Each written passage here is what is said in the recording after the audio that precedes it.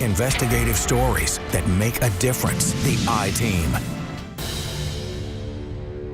I certainly have experienced this. Have you ever totaled your car and then it ended up in a junkyard? Well, tonight the I-Team investigates why junkyards are a treasure trove for identity thieves. A Targ miner went undercover to show us just how easy this type of crime is.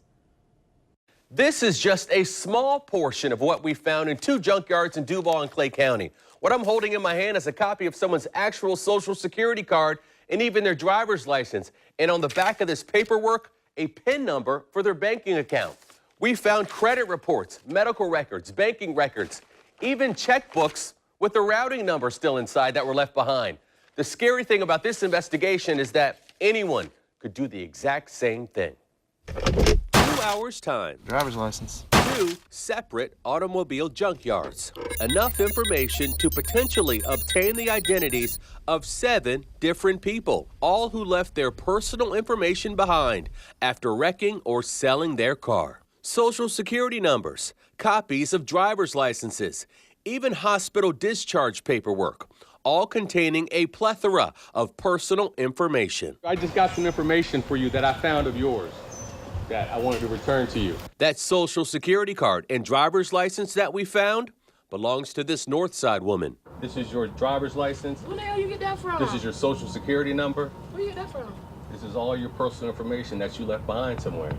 Where? Or did somebody steal it?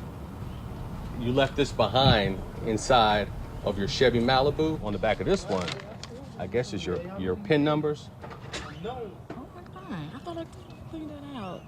You left your PIN numbers there. We're only identifying her as Keisha. She says she sold this Chevy Malibu more than 8 months ago to a friend. In her car, we also found Keisha's banking statements and various account numbers, detailing weeks of direct deposits and money transfers. Man, I've been messed up with IRS, like, for real, for real. Yeah.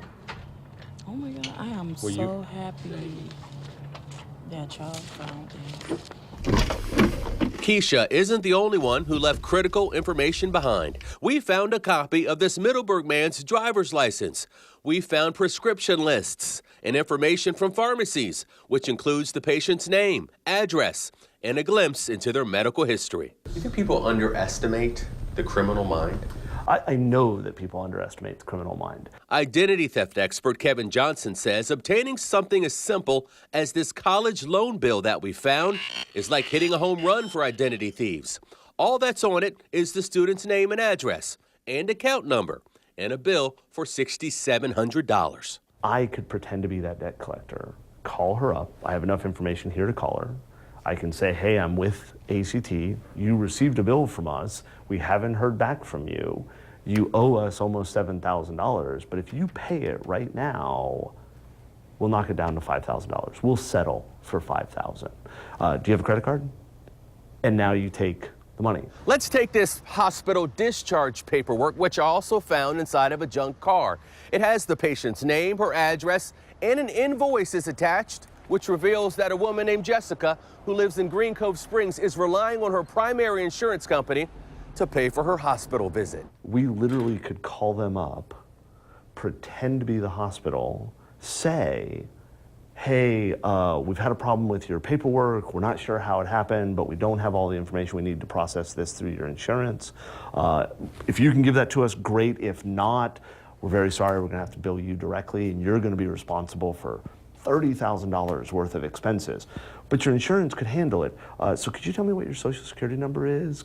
According to the Bureau of Justice Statistics, an identity theft occurs every 2 seconds somewhere in the country. Obtaining a government document, like a driver's license, is the most common way thieves get access to identities, including their credit cards, banking information, and loans. A new study reveals the medical sector now has more identity theft than any industry. It's also the hardest identity theft to uncover because patients rarely review their status until they get sick. Other key pieces of information that can lead to your identity being stolen: your passport number, your mother's maiden name, and where you were born. As for Keisha, theft experts say with the information she left behind, someone could assume her identity in a matter of hours. We can become her.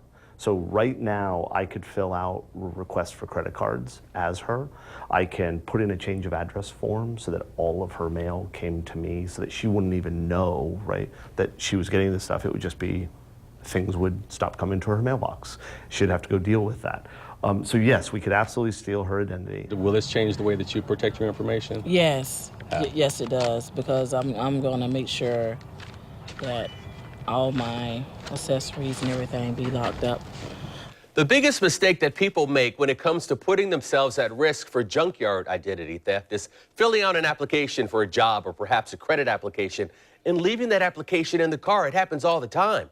In fact, if you're watching this story, now is a good time for you to go through your glove compartment and your trunk and remove anything that could compromise your identification. So there certainly are some things we can do. Oh, yes. What about the junkyards? What are the junkyards doing to try and stop this from happening? Well, you know, Florida leads the country in identity theft, according to the Better Business Bureau. So while you may not know or may not have known about junkyards being a criminal gold mine, the thieves themselves have been going there for years to see what they can find.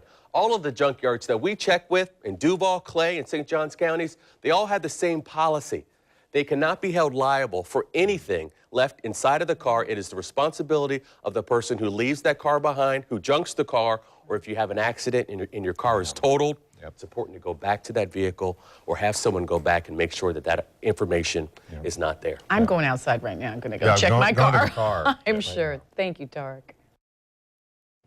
Well, there's much more from the I-Team aimed at helping you keep from becoming a victim of this crime. It's inside our story right now on news4jax.com. You'll find an interview with the Better Business Bureau with the steps to take if your identity is compromised, as well as links to help you take those steps. Plus, we explore why Florida is such a hotbed for these crimes. And our News4Jax crime and safety analyst, Gil Smith, talks about ways you can protect yourself. Just look inside our story on the I-Team page.